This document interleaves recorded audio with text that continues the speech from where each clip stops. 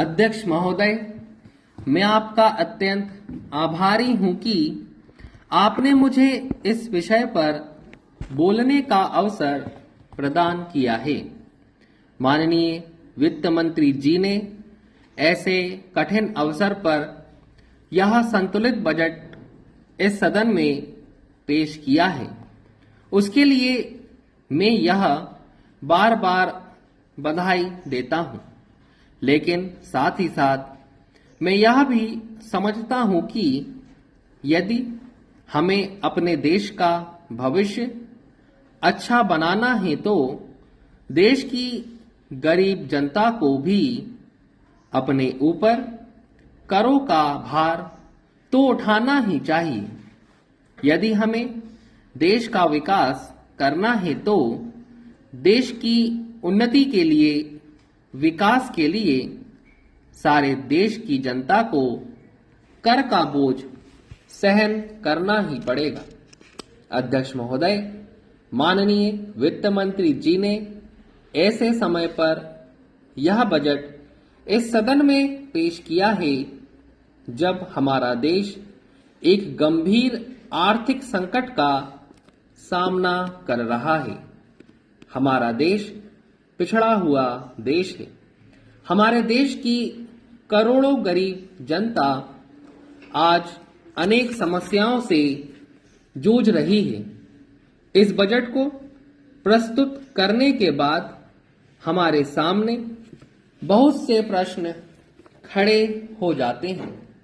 मेरे और इस माननीय सदन के सभी सदस्यों के मन में यह प्रश्न बार बार उठ रहा है कि क्या यह बजट हमें इन समस्याओं और संकट से निकाल सकेगा।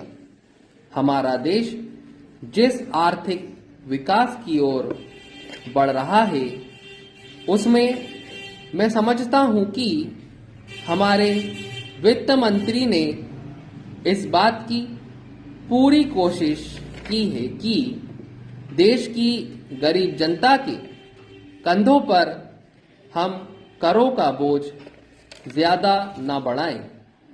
उन्होंने अपने देश की वित्तीय समस्या और देश की जनता के हालात को देखते हुए एक बहुत ही ठीक बजट पेश करने की कोशिश की है। आज प्रश्न यह नहीं है कि हम अपने देश के सामने घाटे का बजट पेश करते हैं या मुनाफे का बजट पेश करते हैं या ठीक बजट पेश करते हैं। प्रश्न यह है कि हमारे देश के सामने जो अनेक समस्याएं हैं उनका सामना इस बजट से हो पाएगा अथवा नहीं। इस बजट में नए कर ज्यादा नहीं लगाए गए हैं और जो थोड़े से कर भी लगाए गए हैं वे इस प्रकार से लगाए गए हैं कि सभी वर्ग के लोगों पर उनका बोझ पड़ता है।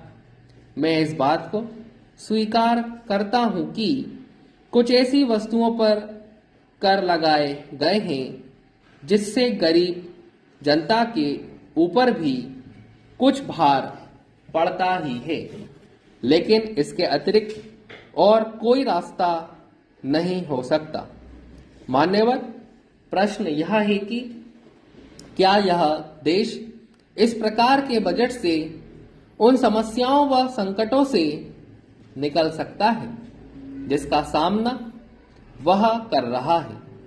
हमारे देश में अनेक संकट आए, लेकिन इस सब के बावजूद हम निरंतर उन्नति करते जा रहे हैं। हमसे पहले स्वतंत्र हुए देश भी हमारी प्रगति की प्रशंसा करते हैं।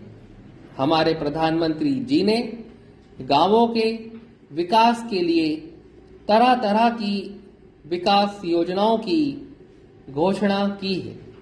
हमारे गांव अभी काफी पीछे हैं, लेकिन निश्चित रूप से इन योजनाओं से विकास की प्रक्रिया तेज होगी।